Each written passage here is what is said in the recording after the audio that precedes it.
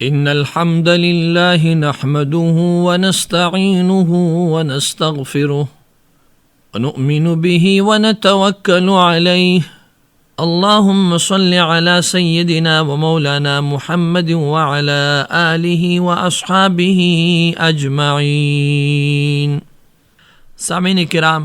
گزشتہ ہفتے آپ نے سورہ الانعام پارہ نمبر 7 کی آیت نمبر 25 تا 39 تک آیات کی تلاوت، ترجمہ اور تفسیر سماعت فرمائی۔ آج ان آیات مبارکہ کا خلاصہ پیش خدمت ہے۔ پہلی آیات میں اللہ تبارک و تعالیٰ فرماتے ہیں وَمِنْهُمْ مَنْ يَسْتَمِعُ إِلَيْكَ، کہ یہ لوگ آپ کی باتوں کو کان لگا کے سنتے ہیں۔ فرمایا میرے حبیب یہ اس لیے نہیں سنتے کہ حق کی قبول اور سچ بات سننے کے لیے بیٹھے ہوئے ہیں، بلکہ ان کی کوشش ہے کہ کون سی بات پر اعتراض کیا جا سکتا ہے اور کون سی بات کا مذاق اڑایا جا سکتا ہے۔ فرمایا گیا ان کے دلوں پر پردے ہیں اور ان کے کان بہرے ہیں۔ اور یہ بھی فرمایا گیا وَإِن يَرَوْا كُلَّ آيَةٍ لَا يُؤْمِنُونَ بِهَا، جس قسم کا بھی معجزہ اور آیت اور نشانی ان کے سامنے ظاہر کی جائیں یہ ایمان لانے والے نہیں ہیں، بلکہ یہ آپ کی دعوت پر اعتراض کرتے ہیں کہ یہ تو پرانے لوگوں کے قصے ہیں، اور خود صرف اعتراض نہیں کرتے، خود بھی روکتے ہیں اور لوگوں کو بھی اس ہدایت سے روکتے ہیں۔ لہذا یہ دوہرے سزا کے حقدار ہوں گے، خود بھی گمراہی کے اور دوسرے لوگوں کو گمراہ کرنے کی سزا ان کو ملے گی۔ وما یشعرون، لیکن ان کو شعور نہیں ہے۔ ہاں البتہ جب وہ دن آئے گا کہ جب یہ قیامت کے دن اللہ کے سامنے وقفوا علی النار، جہنم کی آگ کے اوپر ان کو کڑا کر دیا جائے گا، تو یہ کہیں گے یا لیتنا نرد ولا نکذب، حقیقت جب دیکھیں گے کہ جس چیز کو ہم جھٹلا رہے تھے وہ تو سچ ہو کے سامنے آ رہا ہے، کہیں گے اے اللہ ہمیں واپس کر دے، ہم تابعداری کی زندگی گزاریں گے۔ اللہ فرماتے ہیں یہ آج اس لیے دوبارہ واپسی اور فرمان برداری کا وعدہ کرتے ہیں کہ ان پر جو چیز یہ چھپاتے تھے کہ قیامت نہیں ہے، اللہ کی حضور حاضری نہیں ہے، جنت اور دوزخ نہیں ہے وغیرہ، وہ آج اپنے آنکھوں سے دیکھ رہے ہیں، اس وجہ سے یہ دوبارہ واپسی اور فرمان برداری کے دعوے کرتے ہیں۔ فرمایا وَإِنَّهُمْ لَكَاذِبُونَ، حالانکہ تب بھی یہ جھوٹے ہیں، ابھی تو یہ مجبوراً وعدہ کر رہے ہیں مجبوری کی بنا پر کہ ہم تابعدار رہیں گے، لیکن جب دنیا میں دوبارہ ان کو اگر بھیج دیے جائیں تب بھی یہ اس ہٹ درمی کے راستے پر چلیں گے۔ اور ساتھ یہ بھی کہتے ہیں کہ یہ دنیا کی زندگی ہی ہے، آخرت تو نہیں ہے۔ وَمَا نَحْنُ بِمَبْعُوثِينَ، ہم دوبارہ نہیں اٹھائے جائیں گے۔ کچھ لوگوں کا نظریہ ہے کہ بس ہماری حیثیت تو سمندر کے اوپر ایک بلبلے کی ہے جو لہروں سے پیدا ہوتا ہے اور سمندر ہی میں ختم ہوتا ہے، لہذا ہم انسان دنیا میں پیدا ہوتے اور مر جاتے ہیں، پھر پیدا ہوتے مرتے ہیں۔ کچھ لوگ کہتے ہیں کہ نہیں اللہ تو ہے، ایک نظام ہے، لیکن دوبارہ اٹھائے نہیں جائیں گے۔ یہ سارے نظریات یہ غلط ہے، ان پر رد کیا گیا اور فرمایا گیا کہ جب قیامت کے دن یہ اپنے رب کے پاس حاضر ہوں گے تو اللہ ارشاد فرمائے گا قال الیس ھذا بالحق، اب بتاؤ کیا یہ دن حق نہیں ہے، میرے سامنے حاضری حق نہیں ہے؟ تو کہیں گے قالوا بلا وربنا، اے ہمارے رب بالکل یہ حق ہے۔ حکم ہوگا فذوقوا العذاب بما کنتم تکفرون، اپنے انکار کی وجہ سے اب عذاب کا مزہ چکھو۔ اور آگے فرماتے ہیں کہ جب یہ اللہ کی حضور حاضر ہوں گے اور جن لوگوں نے اللہ کے سامنے حاضر ہونے کو جھٹلایا تھا، جب اچانک قیامت کا دن آئے گا اور یہ سامنے حاضر ہوں گے، کہیں گے قالوا یا حسرتنا علی ما فرطنا فیہ، ہم سے تو بڑی کوتاہی ہوئی ہے، ہم نے اس دن کے لیے کوئی جمع نہیں کیا۔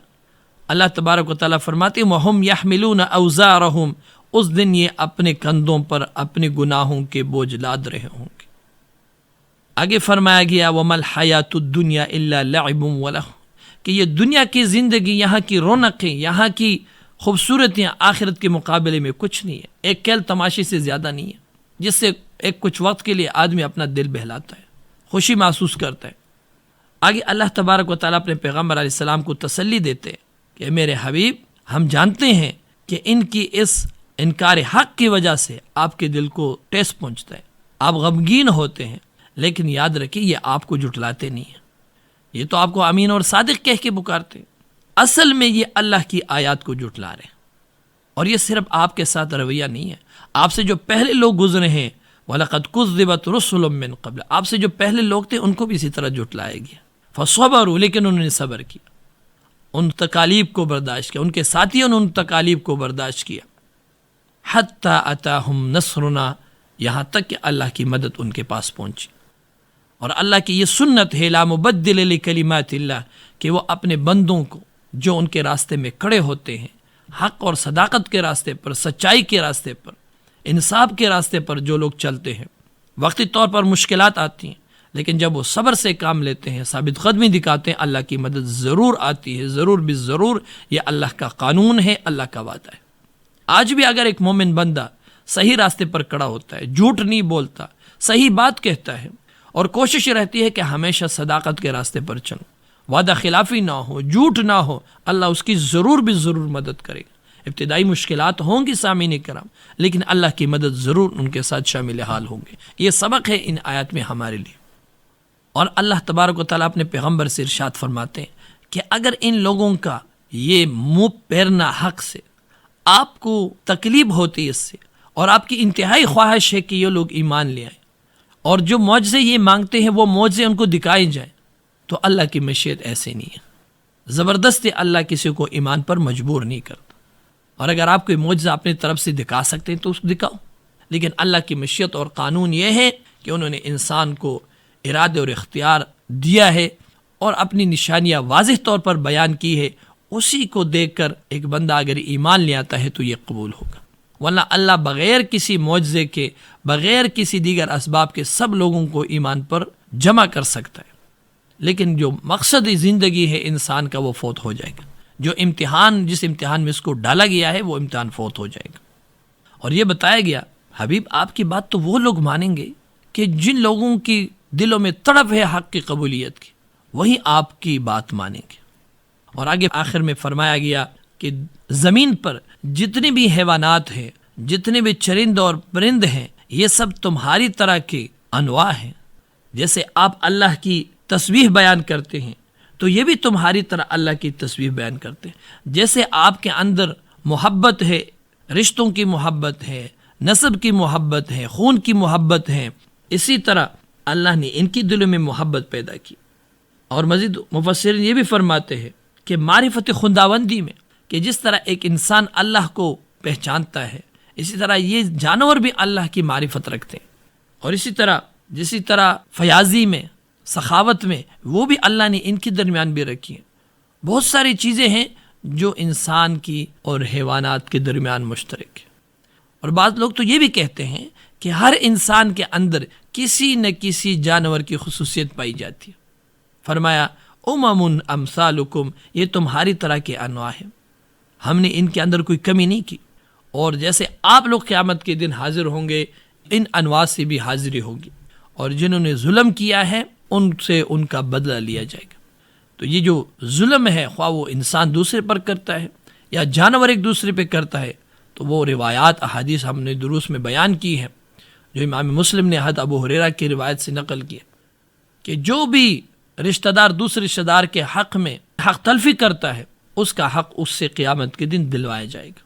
یہاں تک ایک سینگ والی بکری نے اگر بغیر سینگوں والی بکری کو مارا ہے تو اس کا حق بھی اس سے دلوایا جائے گا۔ لہذا ہدایت ملنا، صراط مستقیم پر چلنا، ایمان کی نعمت مالا مال ہونا، یہ بہت بڑی نعمت ہے اللہ کی طرف سے، اور ہمیں اس پر اللہ کا ہر وقت شکر ادا کرنی چاہیے۔ سامعین کرام کے مولا آپ کا شکر ہے کہ آپ نے ہمیں ایمان کی دولت عطا کی ہے۔ اے اللہ مرتے دم تک ہم ایمان کی دولت پر اور ایمان کی حالت میں موت نصیب فرمائے۔ اللہ سے دعا ہے کہ انہیں آیات کو سمجھنے اور اس پر عمل کی توفیق عطا فرمائے۔ وآخر دعوانا ان الحمد للہ رب العالمین۔